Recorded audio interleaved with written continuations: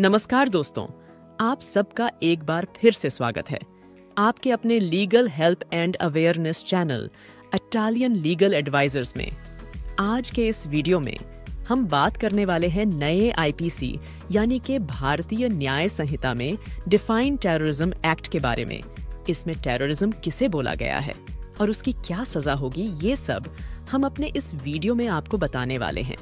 लेकिन उससे पहले अगर आप चैनल पर नए हैं और आपने चैनल को सब्सक्राइब नहीं किया है तो सबसे पहले आप चैनल को सब्सक्राइब करें और साथ ही फेसबुक एंड इंस्टाग्राम पर इटालियन लीगल एडवाइजर्स को फॉलो जरूर करें। अगर आप किसी भी तरह की कोई लीगल हेल्प या गाइडेंस चाहते हैं तो आप हमें इस नंबर पर व्हाट्सएप कर सकते हैं। हम आपको आपके केस के अकॉर्डिंग गाइड करेंगे।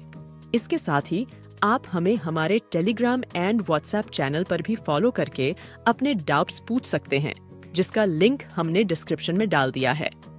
तो चलिए आज का वीडियो शुरू करते हैं।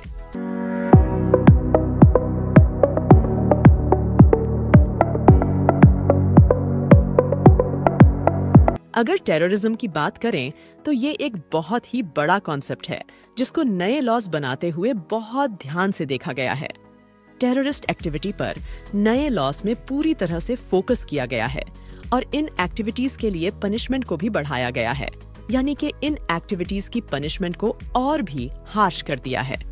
टेररिज्म या टेररिस्ट एक्टिविटी के बारे में इस लॉ को बनाते टाइम ये बोला गया कि पिछले 75 सालों में हमारे देश में बहुत सारी टेररिस्ट एक्टिविटीज हुई है और जिनमें कई मासूम लोगों की जानें भी गई हैं। इसलिए अब टेररिज्म को अलग से डिफाइन किया गया है और इसके दायरे को भी बढ़ा दिया है। सेक्शन 113 में टेररिस्ट एक्ट के दायरे को डिफाइन किया है और साथ में इस एक्ट को करने वाले की पनिशमेंट को भी बताया गया है, जिसमें कहा है कि अब सिर्फ ब्लास्ट करना ही टेररिस्ट एक्टिविटी नहीं है, बल्कि अगर कोई देश की यूनिटी, इंटीग्रिटी, सॉवरेनिटी, सिक्योरिटी या इकोनॉमी को किसी भी तरह से हैम्पर करता है तो वो टेररिस्ट एक्ट का पार्ट माना जाएगा। अगर कोई भी ऐसा एक्ट करता है जो हैजर्डस नेचर का है, जहां उसका मोटिव किसी को मारना या इंजरी देना है, या फिर देश की किसी भी प्रॉपर्टी को नुकसान पहुंचाना है, या फिर किसी भी तरह की सप्लाईज या एसेंशियल सर्विसेज को रोकता है, या फिर किसी भी तरह से देश की इकोनॉमी पर वॉर करता है या किसी भी तरह का नुकसान करता है, या फिर इसके साथ अगर कोई इंडिया की प्रॉपर्टी जो डिफेंस के लिए यूज की जाती है वो चाहे देश में हो या देश से कहीं बाहर है और वहां उसको कोई नुकसान पहुंचाता है तो उसे भी अब टेररिस्ट एक्टिविटी में ही काउंट किया जाएगा। इसके साथ ये बात ध्यान देने वाली है कि अगर किसी की टेररिस्ट एक्टिविटी से पब्लिक में किसी की डेथ हो जाती है, जैसे किसी बॉम्ब ब्लास्ट में या स्ट्राइक टेरर में, तो उसमें उस टेररिस्ट क्राइम करने वाले को भी डेथ पेनल्टी देने का प्रोविजन ऐड किया है। और वहीं अगर उसकी एक्टिविटी में डेथ नहीं होती है लेकिन कुछ और नुकसान होता है तो उसमें अलग पनिशमेंट के प्रोविजन को रखा गया है। अब बात करते हैं इकोनॉमिक सिक्योरिटी की, तो वो भी अब टेररिज्म एक्टिविटी का पार्ट माना जाएगा, जो भारतीय न्याय संहिता के सेक्शन 178 से लेकर सेक्शन 188 में बताया गया है।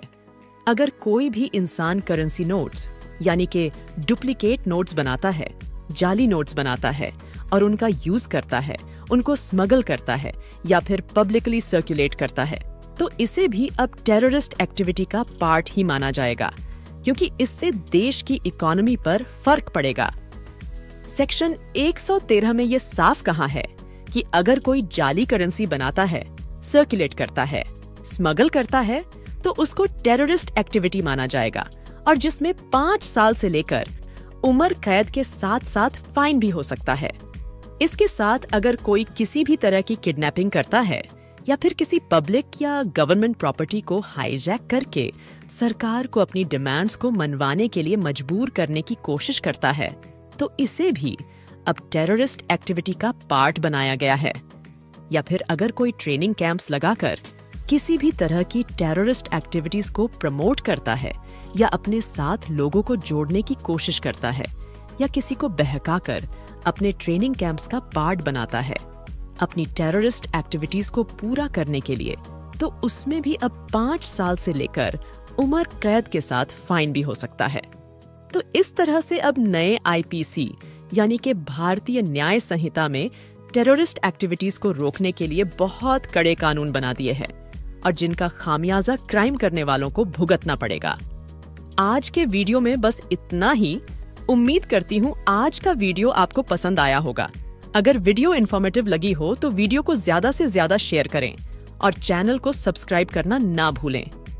किसी भी तरह की लीगल हेल्प के लिए आप हमें इंस्टाग्राम पर फॉलो करें और वहां अपना मैसेज छोड़ें, हम आपको जल्दी ही जवाब देंगे। मिलूंगी जल्दी ही अपने अगले वीडियो में एक नए टॉपिक के साथ। तब तक के लिए जय हिंद।